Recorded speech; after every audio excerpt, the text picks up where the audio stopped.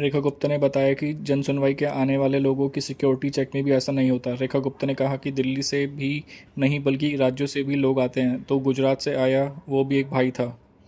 दिल्ली की सीएम रेखा गुप्ता ने हुए अटैक को 10 दिन बीत चुके हैं। आरोपी राजेश भाई खिमजी फिलहाल न्यायिक हिरासत में हैं। अटैक के बाद उनकी मंशा और प्लानिंग से लेकर उनसे जुड़े और लोगों पर भी कार्रवाई हो चुकी है। अपने ऊपर हुए हमले पर रेखा गुप्ता ने पहली बार विस्तार से बात की है।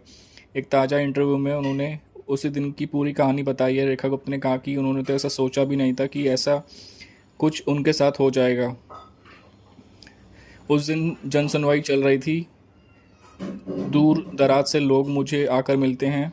इनमें बेसहारा गरीब सोशल से लेकर हर तरह के लोग शामिल होते हैं। उस दिन सिक्योरिटी में भी इतनी टाइट नहीं थी रहती। जनसुनवाई में आने वाले लोगों का सिक्योरिटी चेक भी ऐसा नहीं होता। रेखा गुप्ता ने कहा कि दिल्ली से ही नहीं बल्कि बाकी राज्यों से भी लोग आते हैं, तो गुजरात से आया वो भी एक भाई था। रेखा गुप्ता ने आगे बताया कि वो आया तो मैंने सोचा भी नहीं था कि ऐसा कुछ होगा। हाँ, सरफरा सा लग रहा था। आते ही उसने कहा कि मैं गुजरात से हूँ, जेल में है, छोड़ दो, सुप्रीम कोर्ट से कहो कि उसकी बात समझ नहीं आ रही थी। दिल्ली सीएम ने आगे बताया कि मैंने भी कहा कि ठीक है, सुनते ही आपकी बात देखने में भी मासूम सा लग रहा था, अच्छा हट्टा कट्टा था।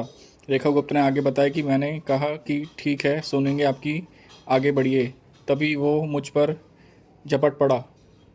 दिल्ली के मुख्यमंत्री ने आगे बताया कि हमले के बाद मैंने बैठकर सोचा कि पहले तो बड़ा सदमा लगा, मेरे साथ यह सब कैसे हुआ। फिर मुझे लगा कि पहलगाम हमले में अपनों को खोने वाली उन महिलाओं का उनका क्या दोष था। वो तो बेचारी अपने पति परिवार के साथ पिकनिक मनाने गई थी, हनीमून मनाने गई थी।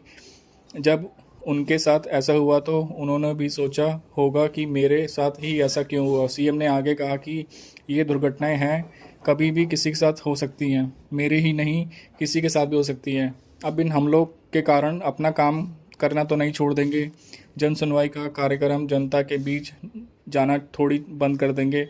वो ऐसे ही शेड्यूल के मुताबिक चलता रहेगा।